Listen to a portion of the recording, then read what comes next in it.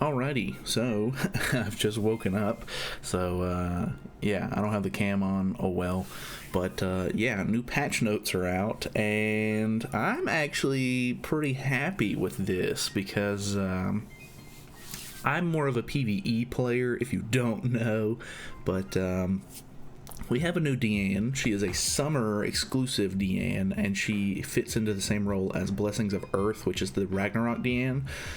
So that's great because it means that I don't have to buy new outfits or anything, which I didn't buy all of her outfits originally, but this will give a new outfit, I guess, to her and to the old Ragnarok Diane, which is nice. So that's really cool. It is a summer update, of course, so there's some summer exclusive units on her banner. We'll go over that in just a moment.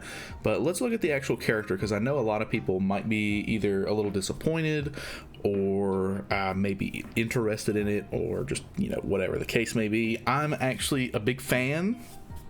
I really do like characters that make certain content sort of easier, and this is I think a good one. It fits very well into the game right now for original demons. So she is a red DM, and if all allies participating in deathmatch are of different races, so it works like Green Gother's passive does. Rank up all skills at the start of the ally's turn and increases all allies' basic stats by 30% and grant debuff immunity. Limit of one-time heroes with additional race apply as two races. So I'm assuming this lasts for the entire match. I'm not positive on that because it doesn't say that it's a turn limit, but it does say limit of one time.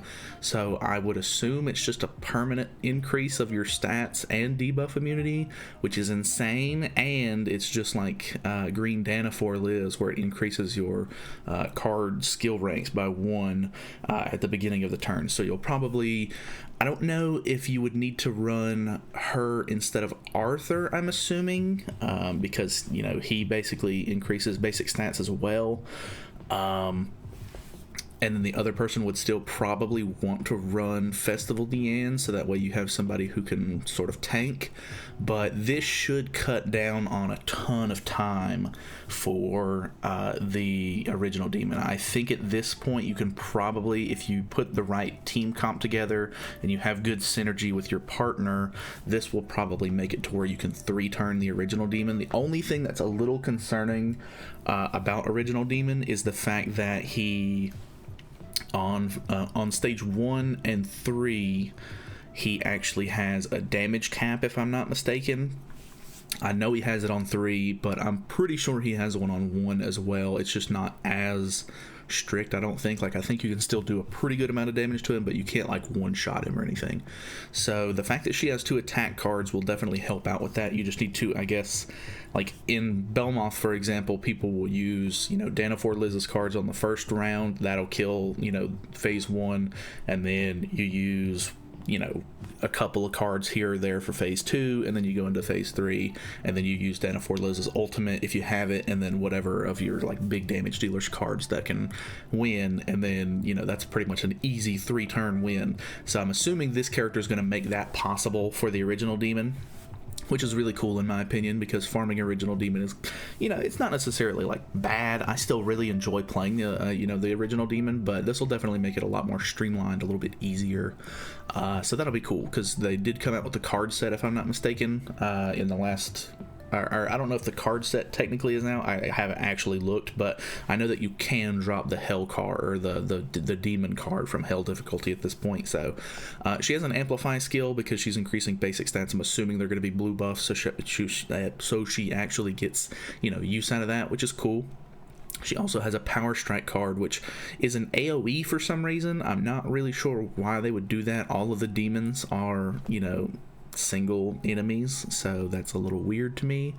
But I guess you might be able to use her in other content if you really wanted to. I don't really know. But yeah, she has the same ultimate as the other one, so increases damage dealt by X% if you have a high ultimate level, and it deals a pretty good amount of damage, which is cool. It is, of course, a summer update, so there are 2 new summer outfits, one for Festival Merlin and one for Princess Elizabeth.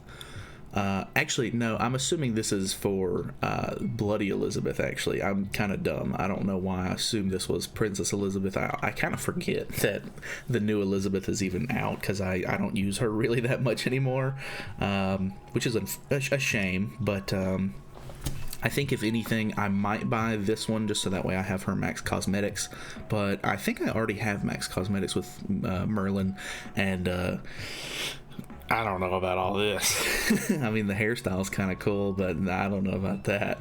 The login event, that's cool. We get free diamonds and free SSR pendants, which is, what everybody needs at the moment, I think.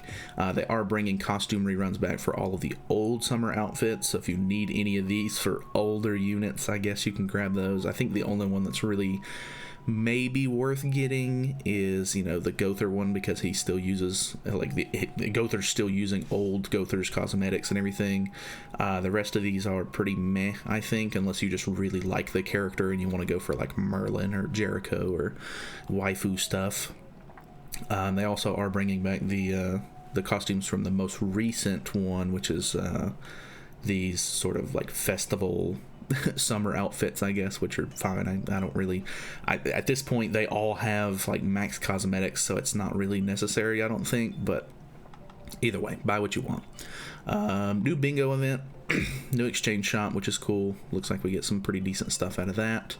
Event boss, which is cool, I guess. I mean, they've brought this guy back several times at this point. You do get some exclusive like summer outfits and stuff like that, and this is actually the free set that they gave away for Summer Merlin whenever she came out, so that's cool. And you get like the 2 pieces for Roxy's set whenever they did her. Sigurd is now also Demon Race in all content, which is cool, I guess. I didn't realize that he wasn't wasn't already doing that, but either way, that's fine. And then looking at the banner, so the banner is probably what disappoints me the most, because there's 2 things that would have been really nice about this banner. One, it's a seasonal banner, so I really would have liked to seen Blue Awakened Lily on here. Even though she's like a Christmas unit or whatever, it's still considered like a seasonal banner, which would have been really nice to have her on here for a little bit of extra value. The one thing that is good is if you don't have Jenna and Zaneri, I think Zaneri is the one everybody wants because she's the green unit that people use in Belmoth to actually like purge debuffs and activate Thonar and everything to get the whole team rolling. She is on here, which is good, but the rest of the units are seasonal units and they're kind of meh. Like, I mean, Truth Seeker Merlin's good, of course. Other than that, maybe the new Melascula is pretty good if you want to try her out instead of running Freyr, maybe for the new boss if you're that far.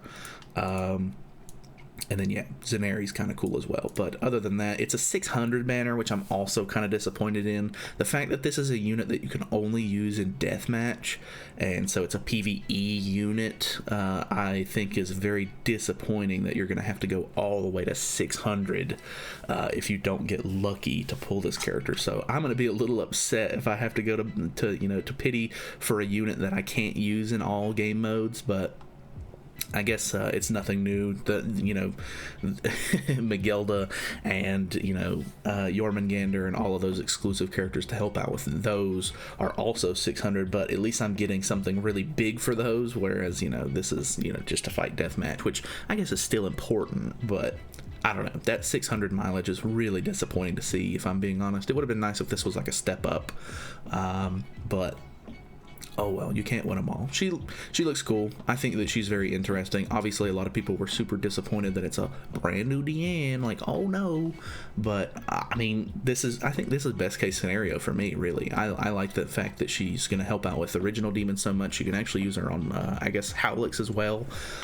Which it's not like Howlix is really hard anymore, but yeah, should speed things up a bit. Should make things a little bit easier, I think, for those two, bosses, which is great, I think. So either way, I guess we'll just have to kind of see how many people summon, and if it's actually a decent time like finding other people, which I'm definitely summoning. So for my account, I'll just be the one to run this Diane, I think, when I'm playing with randoms on the game mode. But either way, that is pretty much it from me. Thank you guys so much for watching. Hopefully you guys enjoyed the video. Let me know what your thoughts are on the new Diane, because I know a lot of you probably aren't super excited about a deathmatch exclusive unit, but I think that she's pretty cool. So either way, feel free to subscribe, subscribe, all that good stuff. I'll see you guys in the next one.